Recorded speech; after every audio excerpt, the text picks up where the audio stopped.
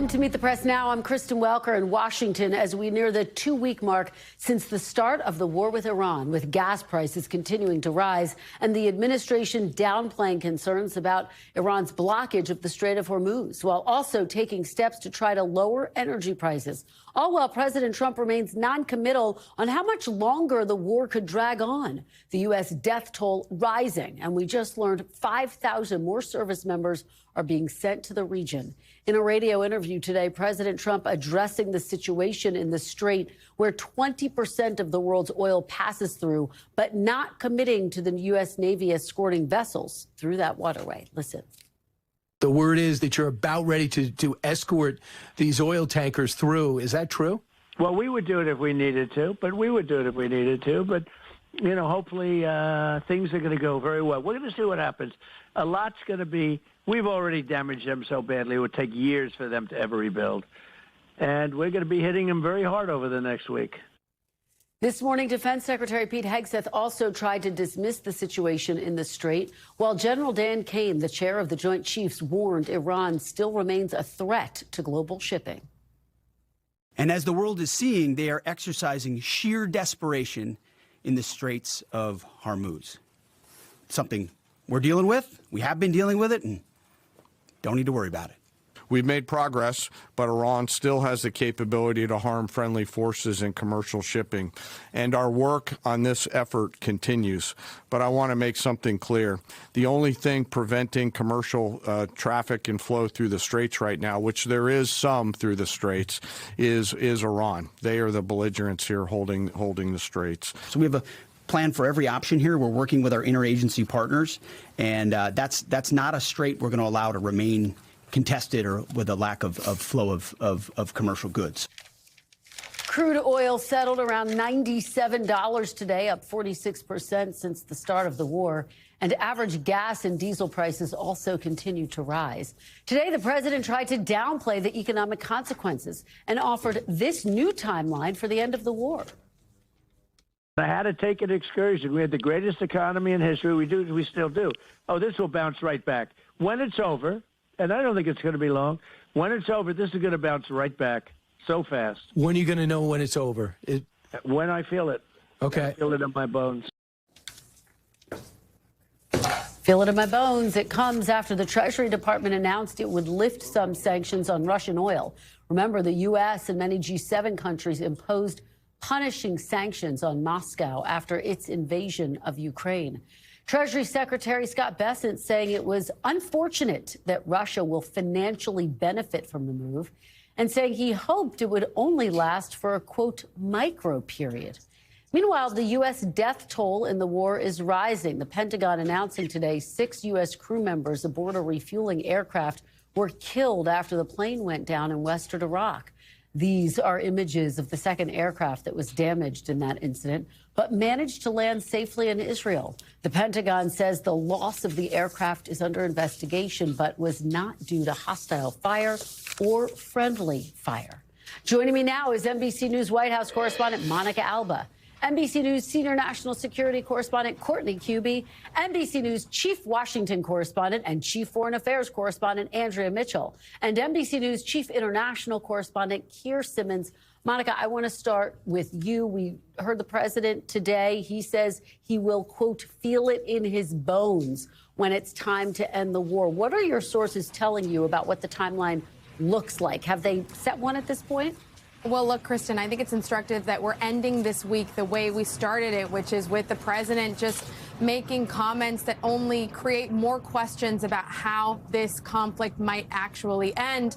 And the only certainty is that he says he's going to be the one to dictate that based on feeling and based on instinct, which is not totally aligned with what military officials and the senior leadership at the Pentagon have tried to lay out in terms of military objectives. The president has tried to enumerate those, talking about annihilating the Iranian Navy, going after the missile programs and other targets. But he also is sort of leaving the door open and reserving the right to declare victory in his mind whenever he wants to. And I think that is the dynamic that is becoming a complication for the Trump administration and this White House overall, Kristen, because initially it was a 4 to 6 week timeline. Then it might be much shorter than that. But again, the president is not necessarily trying to say that this will fall into some kind of a neat timeline. And that doesn't even address also this issue of regime change, with which the White House is saying was not the objective, but is still something where they want to see the leadership change. And that could be very different and take place on a completely different timeline than some of these other military objectives. Kristen. Monica, we're also hearing from the vice president today about the war. It's worth noting for context. Our reporting is that he was initially skeptical about going to war with Iran. Let's listen to what he had to say. I'll get your reaction on the other side. I hate to disappoint you, but I'm not going to show up here and in front of God and everybody else tell you exactly what I said in that classified room, partially because I don't want to go to prison, and partially because I think it's important for the President of the United States to be able to talk to his advisors without those advisors running their mouth to the American media. What's the reaction been so far to those comments, Monica? Well, it was the president, Kristen, who revealed just a couple of days ago that he did believe his vice president had a different philosophical approach to this. The vice president trying to downplay whether there's any daylight really between them. But we know what his feelings had been overall about foreign entanglements like this one, even on Iran specifically. In the 2024 campaign, he's been no stranger to saying that he would be opposed to something like that. So now you see the vice president really trying to thread the needle here. And he did have a lower profile over the last couple of weeks compared to what we normally see from him on social media and at public events, certainly compared to the Secretary of State, Marco Rubio, prompting all of those 2028 discussions. But I do think the vice president is trying to project here that he is in on all of these conversations, but isn't going to divulge the details in which he may really differ from and have a complete difference of opinion from the president on. Kristen. All right, Monica Alba for us at the White House on this Friday afternoon. Monica, thank you so much. We really appreciate it. Courtney, I want to turn to you now. And of course, there's so much focus on what's happening in the Strait of Hormuz. You were in that news conference with Defense Secretary Pete Hegseth. You pressed him on it. Take us inside that exchange. What did we learn today? Yeah, I mean, he was very dismissive of there being any kind of a threat in the Strait of Hormuz, despite the fact that the commerce is not moving through there and hasn't for several days now. On the other hand, the chairman of the Joint Chiefs, General Dan said there is still a very active and real threat when he was asked about the possibility of the U.S. Navy escorting ships through. One of the big questions that we've been trying to answer is whether, in fact, Iran has laid or placed any new mines in the strait or in the waterway since the war began. So far, officials have told us they have not, but I asked the secretary about that specifically. Here's what he had to say. Absolutely. Has Iran placed any mines since the war started? Is Iran placing new mines? We've heard them talk about it, just like you've reported recklessly and wildly about it. But we have no clear evidence. We have no clear evidence of that. Just to be clear, we have not reported that they have placed any new mines. On the contrary, but in fact, we have heard that in fact there is some concern that they may have been planning or considering placing mines. And then since then, we've seen the U.S. military take out more than a dozen of these mine layer vessels and some of their arsenal as well. Andrea, what are you watching for in this? Well, for one thing, exactly that. They don't have to lay the mines. They just have to threaten to lay the mines. Basically, they have closed the Strait of Hormuz. And this has never happened before. There was reflagging in 1987. I covered that under Reagan, but not since 1979, the first oil crisis, which I was also covering as the energy correspondent. This has never happened. This is the sort of the nuclear option, if you will, to mix metaphors, because this is the threat that Iran has. They can take out their missiles. They can take out their drones. They can try to get whatever nuclear facilities, if they do ground troops, maybe they could get after that highly enriched uranium. But they cannot stop the new Khamenei, whether he is injured or not, and he didn't appear on camera, and they made a big deal out of that. He has threatened again today to keep the strait closed. That is upsetting the entire global economy. And it's not going to get rectified soon, because just having the International Energy Agency agree extraordinarily to 400 million barrels, that is not even a fraction of what is going normally through the strait every day. nor does it happen quickly. Those contracts, first of all, those reserves are all over the world, and they have to make contracts. It's a slow process, and once it hits 100, as it has, and gone back down to 96, 97, it could go up to 145 by next week. Wow. It's such important context that it can't just necessarily come down overnight. Courtney, you have new reporting about more troops getting deployed to the region. What do you know about that? Yeah, so we know that U.S. Central Command requested what's known as an ARGMU, the military and their acronyms. That's an amphibious ready group Marine expeditionary unit. Now, what that is it's 3 Navy ships. There's about 2,500 U.S. sailors on board. And then there's the MU is the Marine expeditionary unit. That's about 2,500 more Marines. So we're talking about 5,000 total troops or so on 3 different ships. They have been out in the Asia-Pacific area, the Philippine Sea, operating. They're moving west already. What's really critical about this is the ships obviously bring firepower, they bring aircraft, obviously everything we've come to know about U.S. Navy warships. The MU, though, they bring the ability to respond to a crisis on the ground, a crisis response force. That means if they need to evacuate people out of an area that's under threat, they can do that. They need to go in and secure an embassy, they can do that. But critically, they have the ability, and they're very highly trained, to move into an area and secure it so other units like special operators can go in and conduct a mission. Andrea, let me ask you about Russia, because this has been a huge focus. We learned this week the Treasury Secretary announced that they're easing some sanctions on Russia. What do we know about this? And the Treasury Secretary acknowledging it's unfortunate that this is effectively going to be a boon to Russia. This is a huge boon. It's $150 million a day in oil. This is the oil that's sitting at sea already, that's in the shadow fleet. But basically, it's the Ukraine punishment of Russia is now all lifted. The Europeans are furious about this, by the way. And the other thing about the Strait, which makes this so critical, is, and why they think they need the Russian oil, is that you don't have to mine the Strait. You can hit them with a rocket from land. It's only 21 miles at its narrowest. There are so many ways, and just the threat is enough to tell the insurers, these tankers are sitting ducks. They're not going to send a tanker through the Strait as long as the Khomeini says, that's our whole card. That's how we hold America hostage. Wow. All right.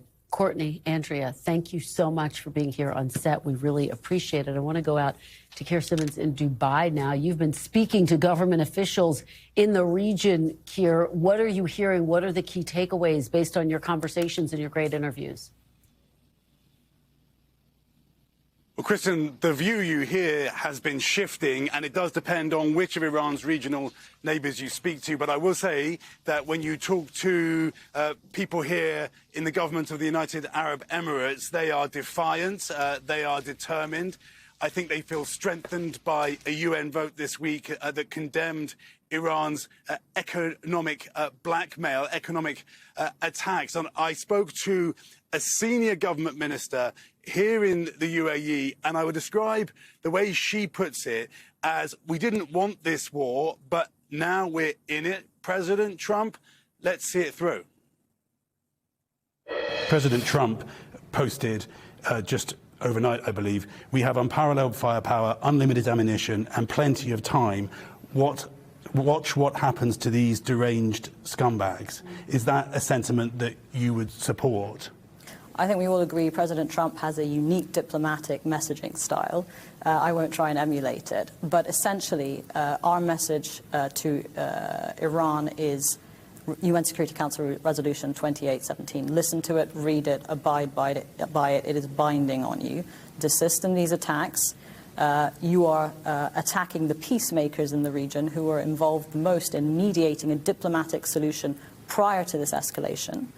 This wasn't a war that we encouraged or that we are part of, but now that you have begun it, we will fully and assertively defend our country, our people, and more than that, the model that you are trying to attack in this region, a model of coexistence, of prosperity, of tolerance. We will not let that go down because Iran wants to bring the region down with it. Crucially, Kristen, here's what she wanted Washington to hear. When there is an end to this, there cannot be again an Iran armed with missiles and drones able to threaten this country and this region. Well, it's an extraordinary conversation, Keir. Thank you so much for bringing it to us and that message to the United States, to the president. Let me ask you, because Dubai's financial district came under fire today. Bring us up to speed there, Keir. What's the latest? Yeah, a tower in the financial district behind me took some damage. The UAE says it was the debris from an interception of a drone. It's the kind of thing that you do see regularly here. And I think a point to make, and it's not a point that is being made enough, this targeting of effectively the world economy, Kristen, there's the Strait of Hormuz, there's oil, there's all those issues, and there is also Dubai. And the aim here by the Iranians is to hit a city like this that is crucial in the world economy now, with a hub airport. And it's the same principle, it's the same idea, to try to bring chaos and to try to put pressure on the Trump administration to back down. And let me just finally ask you, Keir, because there was a pro-regime rally in Tehran today. What does that say about the support that the new supreme leader, who, as Andrea was just saying, reports are that he has been wounded. What does that say about the support he's getting? Yeah, wounded and likely disfigured was Secretary Hegseth's description. He doesn't say where that intelligence comes from, and clearly he's going to have access to intelligence that we don't have. What you don't know in these situations, of course, and propaganda, messaging is part of a war. What you don't know is the extent to which governments like the US, Israel, are trying to put out messages about the new leader in order to undermine him. That being said, I will say there is here in the Arab world, there are questions being raised about why he didn't appear on television, why his message was just read. What's happening there, people are asking. It's unusual when you think that his father would regularly appear giving sermons, giving directives, talking to his people on camera. So does he have support in Iran amongst the followers of the regime? Yes. Are there many opposed to him? Yes. What does it mean that he is now the leader of Iran? I think that is something that we have to see play out. You're absolutely right about that, Keir, but it's so notable that he did not appear on camera. We couldn't hear his voice. Keir Simmons, thank you for your great reporting, as always, and again for that interview. We really appreciate it. You can see Keir's full interview with the UAE minister on the Meet the Press website. Coming up, new details on investigations into 2 possible terror attacks yesterday on U.S. soil and what we're learning about both suspects. Plus, just moments ago, a major victory for the Federal Reserve as a federal judge blocked the DOJ's subpoenas against Fed Chair Jerome Powell, citing zero evidence. We'll delve into it and get the reaction from the DOJ. You're watching Meet the Press now.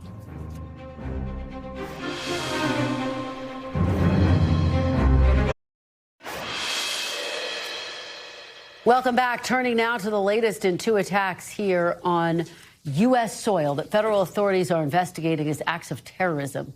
In Michigan, investigators have identified the armed man who rammed his vehicle into one of the country's largest synagogues as a 41-year-old U.S. citizen originally from Lebanon.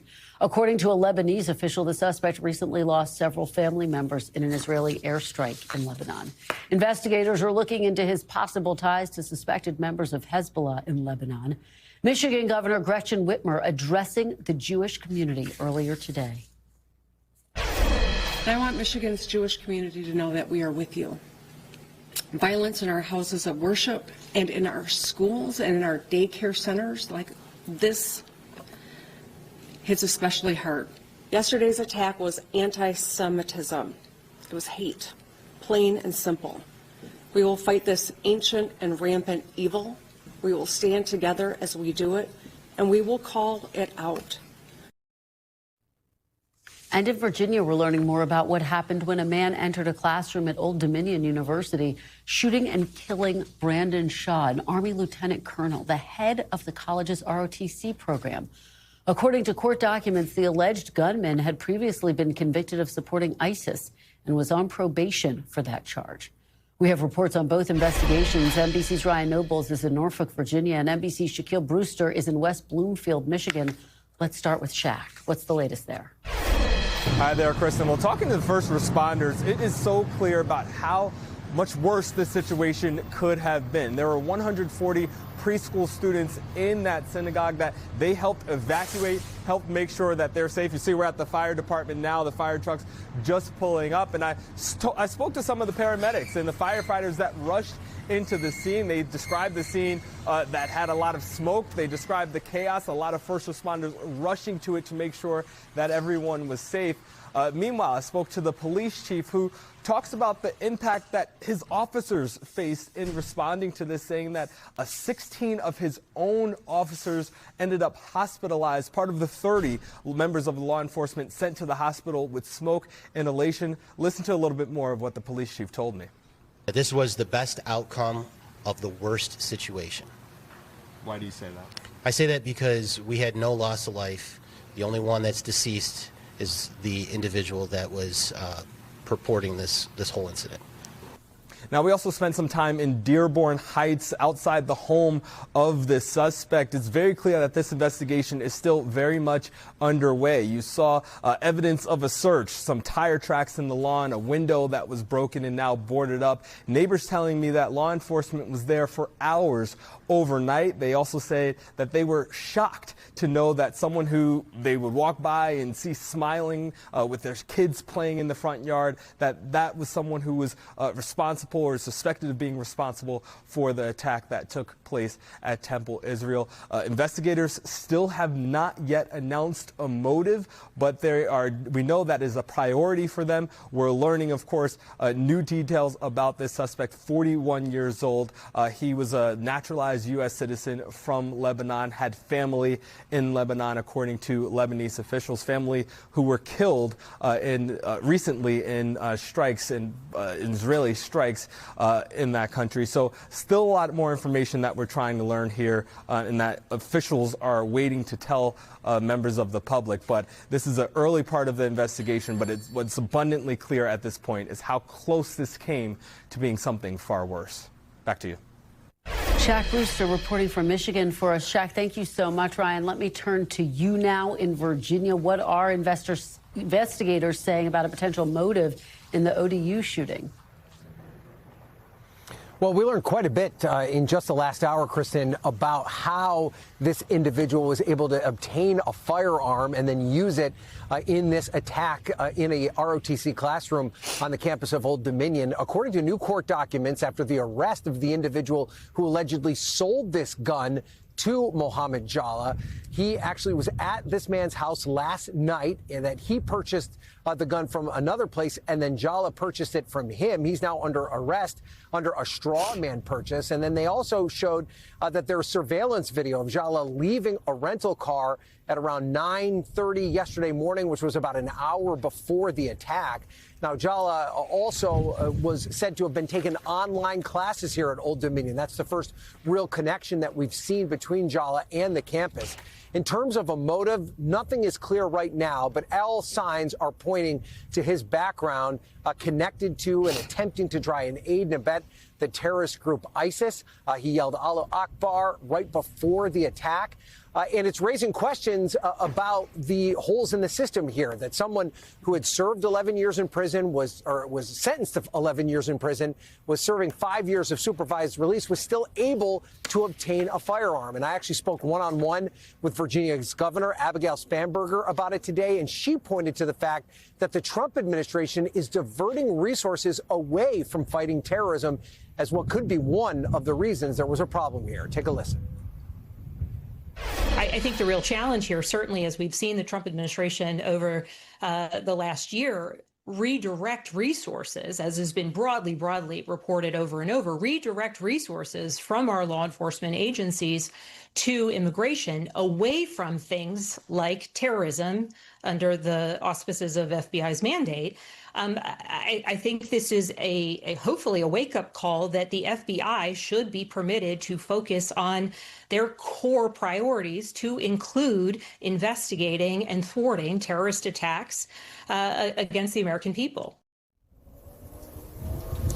And of course, we are learning more about the bravery of the ROTC cadets in the room. We're told that one of them intervened and actually stabbed the alleged gunman and then he ended up losing his life. This campus right now still reeling from this attack here in Norfolk. Kristen. All right, Ryan, thank you so much for that report. We are also following breaking news here in the nation's capital. Moments ago, a federal judge blocked subpoenas in the Justice Department's investigation of the Federal Reserve. In a court filing late this afternoon, Judge James Boasberg ruled that the DOJ appears to be using those subpoenas to pressure Fed Chair Jerome Powell into lowering interest rates.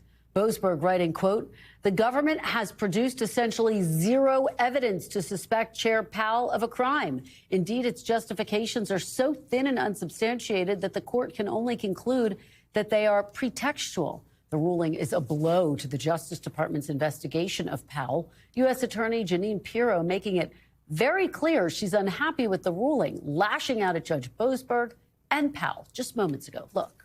The age-old tools that all prosecutors have to investigate any crime, including cost overruns, is a grand jury subpoena. Today, however, in Washington, an activist judge has taken that tool away from us by inserting himself and preventing the grand jury from even obtaining, let alone hearing evidence. He has neutered the grand jury's ability to investigate crime. As a result, Jerome Powell today is now bathed in immunity. NBC News legal affairs reporter Gary Grumbach joins me now with more. Gary, so walk us through what this decision was and what it means for the investigation into Jerome Powell, which was a real flashpoint on Capitol Hill. It is, but it still remains a flashpoint on Capitol Hill. This all started with a really rare video that we remember from Jerome Powell that he put out saying that he had been subpoenaed, his Federal Reserve had been subpoenaed by the Department of Justice, and that he viewed it all as a political game and not a legitimate investigation. Judge Boasberg today quashing those subpoenas, meaning getting rid of those subpoenas entirely. The Department of Justice cannot investigate Jerome Powell for these very specific issues related to the renovations, how long it was taking, how much money it was costing. He was basically making the argument, there's no evidence. You haven't produced one shred of real evidence, it sounds like. He was saying there's no there, right? He was saying that if you had given me evidence, I would have absolutely considered it, and the grand jury could have absolutely considered it, but there was no there for him to even look at in this case. I thought it was notable that U.S. Attorney Jeanine Pirro said Jerome Powell is, quote, bathed in immunity. You just heard her say it there. Is that an accurate characterization? He's bathed in immunity? Not at all accurate. He can absolutely be charged with any federal crime that does not have to do with this specific issue, right? This is only particular to the renovations and the allegations there was some overspending, the allegations that it's taking far too long for these renovations to take place. That is something that he cannot be subpoenaed upon. He is absolutely open to any sort of other kind of criminal investigation should there be actual reason to bring any charges against him. Can DOJ appeal? Will DOJ appeal? Is that what you're expecting? Yeah, Jeanine Pirro made that very clear in her remarks earlier. She said not only will they appeal, but they're going to do a motion to reconsider, which is essentially an appeal to Judge James Boasberg himself. We'll see how that one goes when they submit that. I know you'll track it very closely. Gary Grumbach, thanks for the hustle today, getting here and getting us the breaking news. We really appreciate it.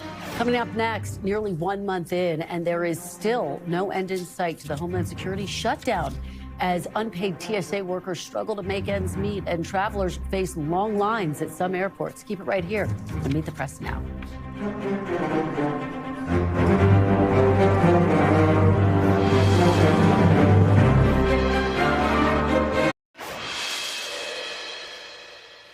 Welcome back. Tomorrow marks a full month since the Department of Homeland Security shut down.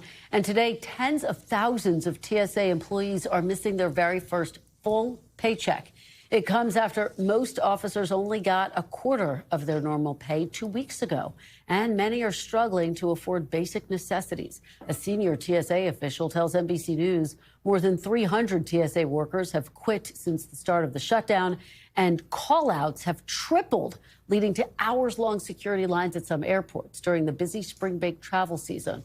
All of Homeland Security right now remains defunded with no end in sight as Democrats and Republicans remain at odds over how to reform ISIS tactics.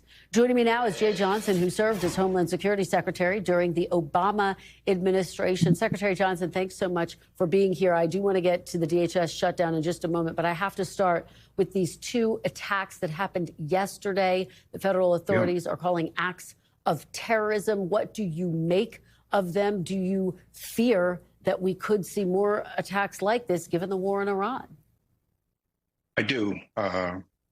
If I were in office now in a heightened threat environment like this, and that's what we are in, I try to be very transparent with the public about the threats we are facing.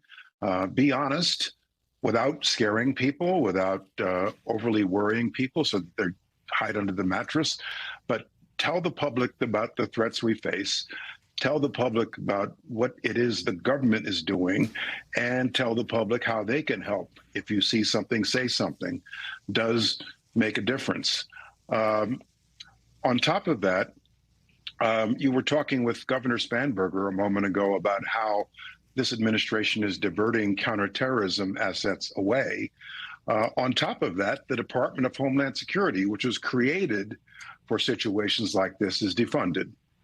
And so we've got to get away from coupling policy disagreements in Congress with funding. We've got to decouple those two, especially in an environment like this. 2 terrorist attacks just yesterday, almost certainly in reaction to going to war in Iran, which is a state sponsor of terrorism.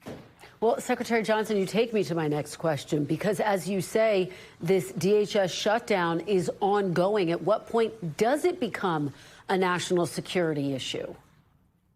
I think it's a national security issue right now.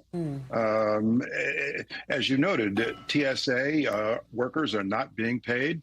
These are people who live paycheck to paycheck. Traditionally, morale at TSA is low.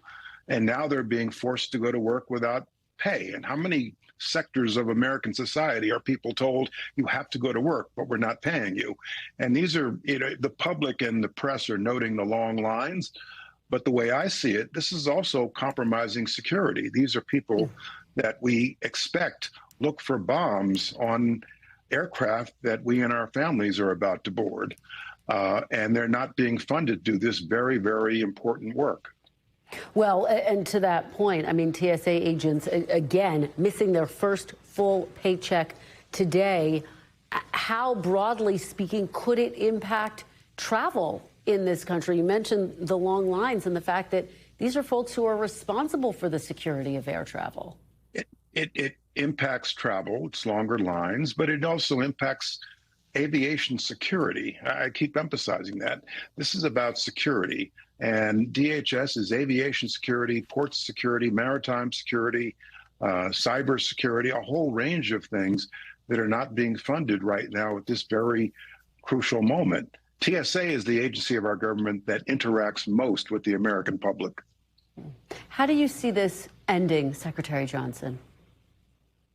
I see, insofar as the war in Iran, I see mission creep. When the president initially announced what we were doing, he made it seem as if it's sort of one and done. Airstrikes, decapitate the government, and then it's over to you, the people of Iran. And more, we see that we're deploying assets to the region for, potential mines in the Strait of Hormuz. We talked earlier about the possibility of some sort of expeditionary force. I see mission creep. And so very often we have to relearn the lessons of the past. It is much, much easier to start a war than it is to end one. And I don't know what the end game looks like here. Well, let me ask you, finally, the person who President Trump has picked to take over DHS, Senator Mark Wayne Mullen of Oklahoma. What do you make of that pick? And given that you held that job, what advice would you have for anyone taking over that role at this moment when the country is at war and facing these potential threats here at home? DHS has a lot of different missions, a lot of different components, 22 components and agencies. The immigration mission does overwhelm the job. Secretaries don't like to admit that, but it does overwhelm the job. But you've got to stay focused on all the other agencies. The Secret Service needs a lot of oversight. Cybersecurity needs a lot of oversight. TSA needs a lot of oversight, and FEMA needs a lot of oversight. And so I hope Senator Mullen comes to the job. I'm almost certain he'll be confirmed by his colleagues. I hope he comes to the job with his eye on all of those very, very important missions. Secretary Jay Johnson, we always appreciate your insights. Thank you so very much for joining us today. Thank you. Thank you. We do want to turn now to the midterms as both Democrats and Republicans navigate divisions over what the future of their parties should look like. Voters are chiming in with what they want to see as midterm primaries ramp up. Earlier this month, we saw some of the divisions in the Democratic Party playing out in North Carolina, where incumbent Congresswoman Valerie Foushee held off a challenge from Durham County Commissioner Nita Alam. North Carolina Congresswoman Valerie Foushee joins me now, fresh off her primary win. Congratulations to you, Congresswoman. Thanks so much for being here. Thank you for having me. Thank you so much. So you effectively fended off a challenger who was trying to pit herself as the more progressive candidate. You are, of course, a member of the Progressive Caucus. You notched a single-point victory. What should the Democratic Party take away from your victory? What does it say about the state of progressivism? Well, I'm a progressive candidate. I am a member of the Progressive Caucus and was endorsed by the Progressive Caucus. I think what this race showed is that at least the citizens, the voters of the 4th District, wants a member who delivers and is not interested in replacing experience for a new face, someone who's certainly capable, but there's no reason to replace a performing member who's getting results. Well, in her concession statement, Commissioner Alam said you have a responsibility to earn the support of the 48% of Democrats who didn't vote for you. What is your response, and how do you plan to do that, Congresswoman? So my response to that is that that's what I do every day. I represent the members, the citizens, the residents, the voters of the 4th District, whether these are people who voted for me or not. It's not just the progressives, it's the moderates, it's the Republicans. All of the citizens of the 4th District can count on me for advocating for their needs, advocating for a quality of life that they deserve, and for the values that I believe the 4th District appreciates and I share. Well, let me ask you about some of our latest polling, Congresswoman. Our latest NBC News poll shows voters are signaling a preference for a Democratic-controlled Congress in 2026. But when it comes to voters' feelings about the Democratic Party overall, the only thing more unpopular in our poll, Congresswoman, was Iran. Does the party have a brand problem, and how do you address it? Well, I think the party, I think all of us are opposed to this war. I think that what we know is that the majority of Americans don't agree with a regime change war for oil in Iran. Our communities are tired of endless wars. Our communities want Congress to focus on the issues of the day, and that is affordability, accountability, and defending democracy. And that's what our party should concentrate on. I believe that's what you'll see should we take back the majority in 2027. Do you think that Democrats, though, do have a brand problem given the low party approval ratings that you're getting across the board? I think the numbers suggest that. But I think, polls are a point in time. And I think as we see what this administration is doing, what Republicans are allowing the administration to carry forward, people will put their trust in change. And that change will come from the Democratic Party, particularly when the U.S. House is taken by Democrats for the majority. Let me ask you, because this all comes at a time when Democrats, Republicans are having conversations about generational change within the party. Incumbents such as yourself, Congressman Benny Thompson, have held off and fended off younger challengers this cycle. Congressman Clyburn just announced he is going to run for his 18th term. He's 85 years young. What do you say to those in the party who argue that, look, some of these more senior leaders should be making space for new voices? Well, let me say this. There's another side to that. Now, there's some argument about people who stay in Congress or any other legislative body for long periods of time. Let's just be clear that I've only served 3 years in Congress. And in the middle of my second term, I don't think age is a factor. For me, it is the experience that I've gained over having served at every level of government. It is the relationships that I have built, not just within my own party, but across the aisle, to make sure that I am delivering results to the voters of the 4th District. I feel the same for Representative Clyburn and others who still have the fire and the ability to serve, and the understanding of what is going on in this country and how we bring results to our respective districts. Congressman, I have to end by asking you about Vice President J.D. Vance. He was in your home state today talking about the economy. The Vice President, the President argue, yes, gas prices are going up right now because of the war with Iran, but ultimately they're going to come down. They say this short-term pain is worth the long-term gain of waging this war that ultimately they would argue will make the world safer. What say you to that argument? And do you think Democrats should be focused on that counterpoint or affordability?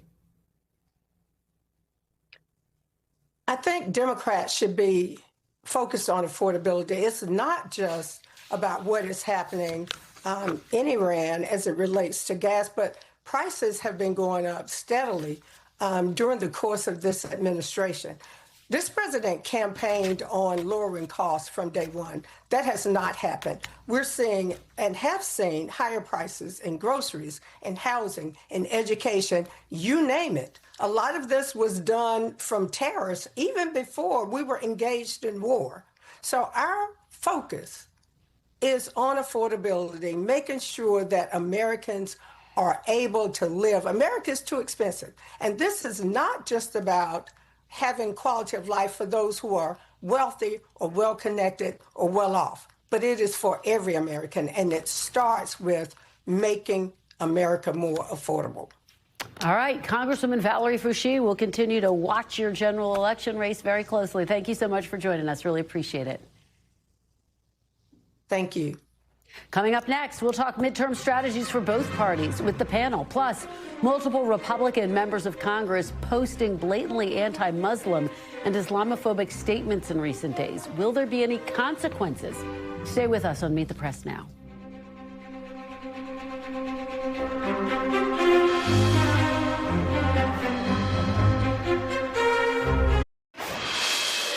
So we're going to go get the Save America Act, not the SAVE Act. Nobody knew what the SAVE Act meant. The SAVE Act, what save what? Save America Act. And we're going to do everything we can. It's hard to believe. It's hard to believe we're having a hard time. I think anybody that votes against it shouldn't be allowed to run for office. You want to know the truth? Welcome back. That was President Trump yesterday as he pushes Republicans to make a bill to overhaul voting laws their top priority. The bill includes requirements to provide proof of citizenship to register to vote and provide photo ID at the polls. It comes as a new NPR PBS Mayor's poll shows nearly 60% of Americans think it's likely voters will be turned away at the polls in November, including 3/4 of Democrats and nearly half of Republicans and independents. Joining me now is our Friday panel, Daniela Diaz, politics reporter for Notice, Chuck Rocha, host of the Substack show, The Rocha Revolution, and co-host of the Latino Vote podcast, and Ashley Davis, former official in the George W. Bush administration. Really appreciate you all being here. Thank you. Daniela, let me start with you. Lay out the stakes here of the Save America Act, as President Trump was just talking about. What's the goal here? He told our Peter Nicholas he's not signing any other legislation until this passes. It's clear that President Donald Trump believes that should this legislation pass, it will be a win for Republicans in the midterms. He's really betting he's putting all his eggs in that basket, thinking that this is the solution to help his midterm issues. Redistricting ended up not being his solution in trying to help the midterms. Historically, it seems that Democrats, when it's opposite administration in the White House, have a better midterm, historically better midterms. So he's really betting on this. When House Republicans heard from President Donald Trump in Doral earlier this week, I was there. They wanted to hear a message on what could possibly be done to campaign on to win in the midterms. But all he talked about was the Save America Act. All we're hearing him talk about is the Save America Act. He's not going to sign legislation unless they pass the Save America Act. Newsflash, it's probably not going to pass, and he's probably going to have to put his attention on something else. Well, that's what Leader Thune is saying, that this is not going to pass, Ashley, unless they get rid of the filibuster. It doesn't seem like there's enough votes to do that. We have this perennial debate about getting rid of the filibuster. What's notable from my perspective is you have Senator John Cornyn swapping positions, initially opposed to getting rid of the filibuster, now saying he supports getting rid of the filibuster in order to get President Trump's endorsement in his runoff race against Ken Paxton. Do you think he'll get it? And do you think, to the point that Danielle is making, this is the right midterm issue? Well, I do think that this is something that the base is fired up about, the SAVE Act. I mean, even though they don't the base doesn't understand all the different nuances, but the House Republicans especially feel like they took the vote. They want the vote. They think it's more than the poll you showed that 80% of the country that they're saying that want some sort of voter ID showed at the polls. This bill does go beyond that. But you do see someone like Cornyn, who I know you're going to talk about with your candidate. But John Thune has an issue, and he's a math issue. And John Thune, I do not think, will ever back away from the institution of the Senate, just like McConnell and Breed and others, that they feel like breaking the 60-vote threshold is not something that he's willing to do. So he's trying to figure out how to make it happen differently. Chuck, weigh in here, and to the point that Ashley's making, you think John Cornyn's going to get this endorsement? No, but they want to talk about the SAVE Act because they don't have anything else they could be talking about for the midterms. And when they're talking about the SAVE Act and the way that they will, whether it passes or not, they woke this bill up so they can run a TV commercial saying Democrats are against folks showing an ID to vote. Where on its face, that seems pretty normal. Everybody should have an ID. We show an ID to buy a pack of cigarettes. Well, but that's the ad they want to run, even though it fails, because they want to talk about this because gas is $5 a gallon. We're at war. Prices are going up on everything else. And that's what Democrats want to talk about, but they want to talk about this. $5 a gallon's a little bit inflating. You're inflating. $3.50. $6 in California. Look, I thought it was notable, Danielle, and I thought the interview with Congresswoman Foushee was notable because when I asked her, she obviously had some strong points to make on Iran. And I said, are you going to focus on that in your general election campaign? She said, no, I'm going to stay focused on affordability. It goes to the point that you're making. What's the party's strategy right now? It seems like, at least for Congresswoman Foushee, her strategy is to stay laser focused on that one issue. And that's what we've seen Democrats do. I mean, Chuck can speak to this much better than I can. But the reality is when I talk to dozens of Democrats on Capitol Hill every day, they understand the affordability issue is what's going to win them this election. They've had some success in special elections on this issue. And House Republicans also recognize that they need to be talking about this issue. Senate Republicans also in tough re-elections. This is what Americans care about. They don't want to focus on the war in Iran. That's not popular. Poll after poll shows that. It's trying to lower costs for Americans that is going to win be at the ballot box in November. And it's clear that as we continue to hear President Donald Trump talk about the Save America Act, putting all of his attention on that, it's probably not going to help when time comes to cast ballots in November. Well, I want to ask you also, in addition to this, Ashley, about some of what we are seeing right now inside the Republican Party, posting some Islamophobic messages. Congressman Fine calling for more Islamophobia in a post. Senator Tuberville posting a photo of Mayor Mamdani next to a photo of the 9/11 attacks, writing, quote, "The enemy is inside the gates." Now, Mayor Mamdani's been answering some questions about some of the posts that his wife had been making. But What do you make of this, and do you worry that this runs the risk of overshadowing Republicans' broader message, which largely has been about the economy? I don't yet, but first of all, I think that this happened after the October 7th attacks in regards to some of the Muslim elected officials that were criticizing Israel. And I think that I don't believe in either side. I mean, I think that both sides need to not criticize what people's beliefs are. But I do think that this is an unwanted conversation for the Republicans or the Democrats. I mean, this was what happened during, with the squad after October 7th. And I think that it's just something that we should not be talking about. This is what America is. This is like free religion. This is what we were based on. So I don't like it on either side. Chuck, how did the country get to this point where you're seeing such heated rhetoric? This thing right here. You get people on the internet who pay and make money off of pulling us apart. Everybody knows I worked for James Tallarico, and I think he says it really good, is that this makes us want to look for what's different, that I should hate her because she's a Republican. I like Ashley. We disagree on lots of things, and we do get along. Love is a strong word. Well, you disagree so well. But this is the point I want to make, is that there's a lot of Americans who are worried every day. They have some understanding of Iran. They understand that this is hatefulness, but this is where we've gotten to, where folks just want things to be cheaper, and they want their government to get out of their way. Like, I'm a common sense Democrat who talks about things right down the middle about where the American people are, because I make a living winning elections with those people. Yeah. Let me ask you, Daniela, because the backdrop to all of this is the war with Iran. The fact that you have these gas prices going up, you do see the administration really scrambling, really trying to figure out how to bring them back down. Based on your conversation, how much consternation is there inside Republican circles about this? I mean, it's one of the biggest concerns that they're trying to figure out right now. I mean, obviously, publicly, they want to present optimism. They want to side with what the president is doing, his decisions to continue talking about this, the decisions that he's making in terms of the timeline. I mean, we've seen him go back and forth on the timeline. You see Speaker Mike Johnson try to stay in line with him to try to keep that conversation in line with what the White House is saying. But they understand that if gas prices keep going up, if things continue to be more expensive, we've all talked about this countless times, this is continuing to be a losing issue for them as we get closer to November. Ashley, do you think they can come down in time for the midterms for voters? I think that we're going to see, and I think that hopefully they will. But I do believe, just living in the Middle East world for a long time, since my experience in the Bush administration, did the president make a decision based on the midterm elections, or did he make a decision based on what he felt was better to get rid of this regime? And so we may lose the midterm elections over that, but in the long run, is it better? Go ahead. And we're going to run a TV commercial that says this was the price of gas when Donald Trump went to office, and this is what it is now. This was the price of ground beef now, and this is what it is then, and that's going to be the midterms. All right. Well, we'll see what happens in the next few weeks and months. Thank you for a great Friday conversation, Daniela, Chuck, and Ashley. We will be back Monday with more Meet the Press Now. And if it's Sunday, it's Meet the Press on your local NBC News station. I'll have interviews with Energy Secretary Chris Wright, Senator Adam Schiff, and New York Times columnist Thomas Friedman. Don't miss it. There's more ahead on NBC News Now. We thank you for watching. And remember, stay updated on breaking news and top stories on the NBC News app, or watch live on our YouTube channel.